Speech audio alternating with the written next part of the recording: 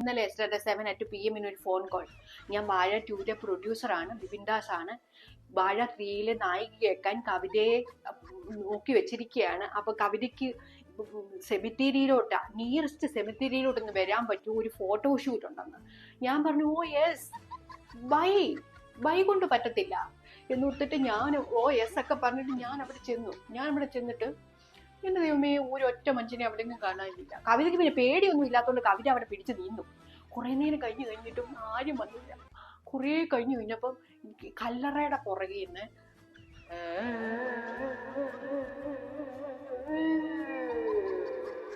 ഇല്ല കാഞ്ചന 2 മ്യൂസിക് കേൾക്കാം. കവിത ചുറ്റും നോക്കിട്ട് ഒറ്റ മനുഷ്യനെ കവിത ഭയന്നു. കവിത ഒറ്റ ഓട്ടം വെച്ചു കൊടുത്തു. ഓടി കല്ലറുടെ മണ്ടയില് തെറിച്ച് കവിത അങ്ങ് വീണു. കവിതയുടെ മൂക്കാപ്പറ്റേ പോയി, ഇവിടെ ചുണ്ടിന്റെ ഇവിടെയൊക്കെ പോയി. ഇവിടെയൊക്കെ സൂം ചെയ്ത് നോക്ക്, മൊത്തം പഞ്ചറായിട്ടിരിക്കുമോ കവിതയുടെ.